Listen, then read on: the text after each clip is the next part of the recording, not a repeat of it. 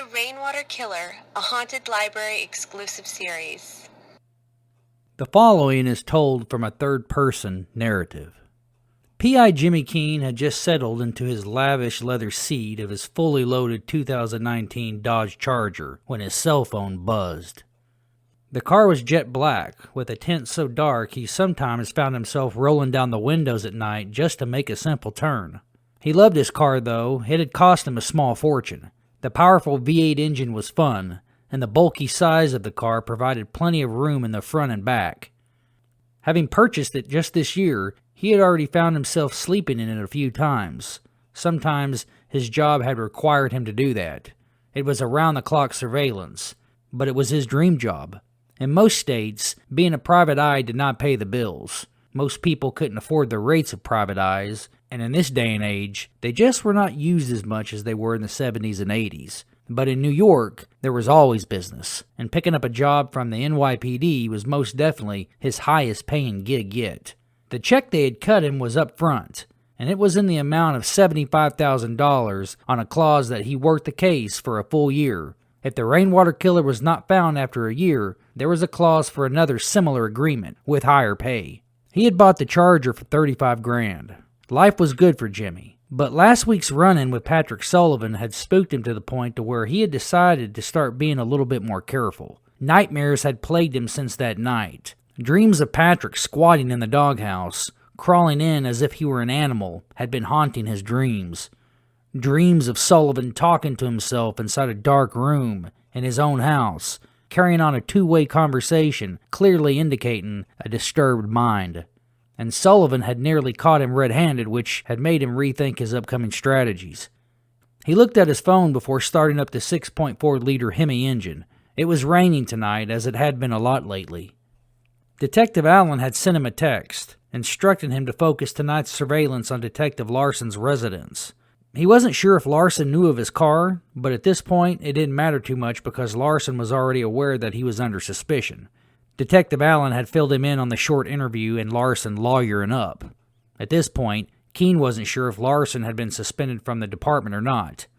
But tonight, he just wanted to use his own car for a change. Regardless, his job tonight was to keep an eye on 3204 Cypress, Larson's address.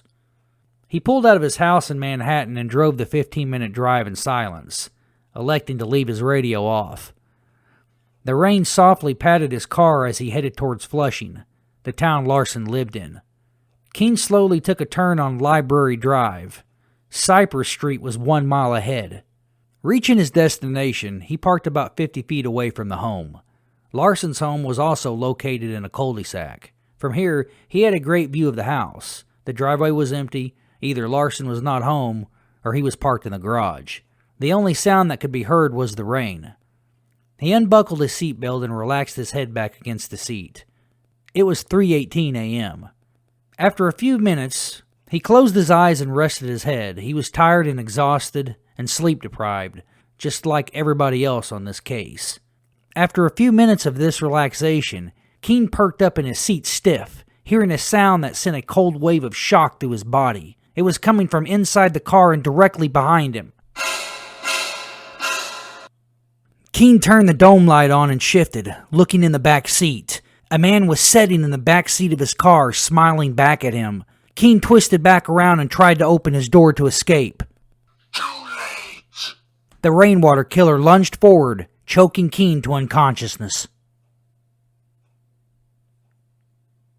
I woke up at 3:20 a.m. I had just had the worst nightmare, a feeling of being choked. I sat up in bed, wiping my forehead.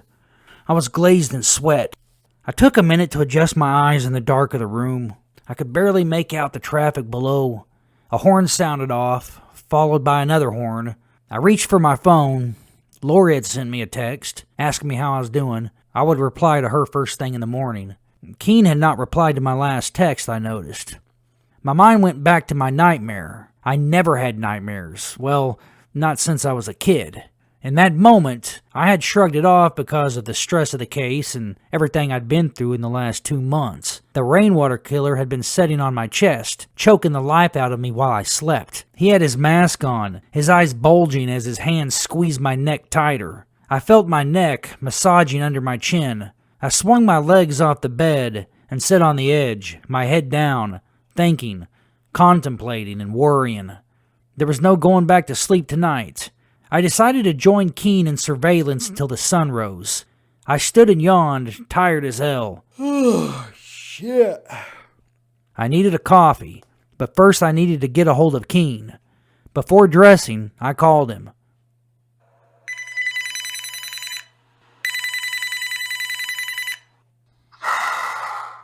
Who is this? I'm the man you seek. You sorry son of a bitch. Let him go. Wouldn't be no fun. Let him go. Find me. I have him. You fucking coward, man. You'll never see him again.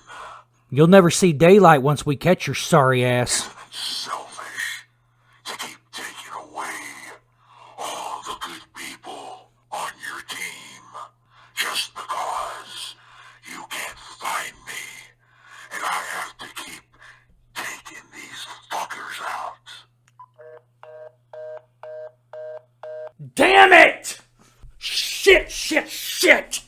Barefoot and in my sweatpants, I called 911 right there. Then I called the station and every detective I knew in the department. An APB was put out for Jimmy Keene's car. What this son of a bitch didn't know is that I was one step ahead of him. Yesterday I had secretly installed a tracking device inside Keene's car and a tracking device in his left shoe. I dressed and went for a shoebox in my closet. I pulled out my favorite handgun of all time, my Desert Eagle. In my opinion, the most powerful gun known to man. I would carry my Glock still today, but I would shoot this son of a bitch with my Desert Eagle. And with any luck at all, I planned on taking his head clean off his shoulders.